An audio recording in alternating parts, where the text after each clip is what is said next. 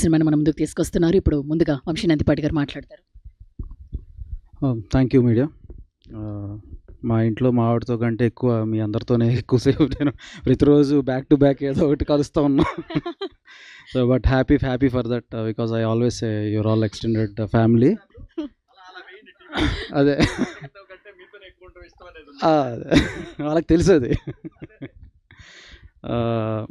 Okay. So miss అమ్మ, అదిరిందయ్య చంద్రం, ఇంకేమున్నాయి sir, Tata Birla, మధ్యలో లైలా, అంటే ఆ తర్వాత మళ్ళా అదే మన అందరిని అలరించిన హిట్ కాంబినేషన్ మన శివాజీ గారు, లయ గారు ఇప్పుడు మళ్ళీ మన ముందుకు రాబోతున్నారు. సార్ నాకు కుళ్ళుగా ఉంది కొంచెం మీ ఇద్దరిని చూస్తుంటే. ఎందుకంటే నేను అప్పుడేదో చిన్నవాడిలా ఉండేవాడిని. ఇప్పుడు నాకు మీసాల గడ్డలు మెరిసిపోయినాయి, కానీ మీరు మాత్రం యాజ్ ఇట్ ఈజ్ అలాగే ఉన్నారు. అండ్ లయ గారు నా ఫేవరెట్ యాక్ట్రెస్ ఆమె. సో బట్ అదే సో కమ్బ్యాక్ అంటే నా ఫేవరెట్ యాక్ట్రెస్తో నేను అసోసియేట్ అవ్వటం నాకు చాలా హ్యాపీగా ఉంది. నాకు అలవాటు అది. Oh my God, no cutouts, ప్రాణం ఇచ్చేస్తాం మేడం కోసం కావాలంటే. Okay, anyway, Sampradayani Suddhapoosini very good family entertainer. So Sampradayani Suppini Suddhapoosini very good family thriller and entertainer as Sai said.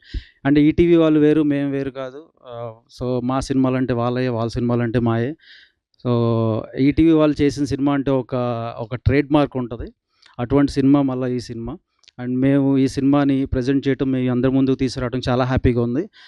And as it is Shivaji గారు ఎరగదీశారు. అలాగే రోషన్ బుడ్డోడు క్యారెక్టర్లో చాలా బాగా చేశాడు. అండ్ మీ అందరికీ సర్ప్రైజ్ ఇస్తాడు.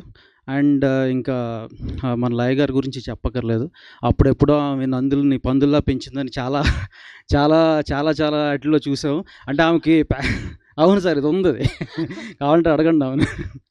సో ఈవెన్ అంటే ప్యాషన్ ఎలా ఉంటుందంటే వర్క్ మీద, యూఎస్లో ఉన్నా కూడా ఆమె వాళ్ళ ఫ్రెండ్స్తో కలిసి రీల్స్ చేస్తూ ఉండేవారు, ఆయన ఫాలో అవుతూ ఉండేవాడిని కూడా. So but anyway, very happy that she's back and her second innings I'm hoping that it will become a great blockbuster for her. As it is ఈ సినిమా కూడా అలాగే బ్లాక్ బస్టర్ అవ్వాలని కోరుకుంటున్నాను. Thank you. Vamsi గారు, మీరు చెప్పిన సామెత మాకు కానీ బనీవాస్ గారికి కానీ అర్థం కాలేదా? నందుల్ని పందుల్లాగా పెంచింది అప్పట్లో అని అనేవారు. అంటే అన్ని నంది అవార్డ్స్ వచ్చినాయి ఆమెకు అనేది, అది చెప్పా అంతే. కాదు, ఇంతకుముందు ఇండస్ట్రీలో స్పీచెస్ అంటే ఒకరిద్దరు పేర్లు వచ్చేవి. ఇప్పుడు ఆ స్పీచెస్ లిస్ట్ లో మీరు కూడా జాయిన్ అవుతున్నారు అనమాట. ఇంకా అదేం లేదు, ఈ రోజుకి చాలా రండి next. Thank you. Yes Bunny Vasu గారే మాట్లాడవలసిందిగా రిక్వెస్ట్ చేస్తున్నాము.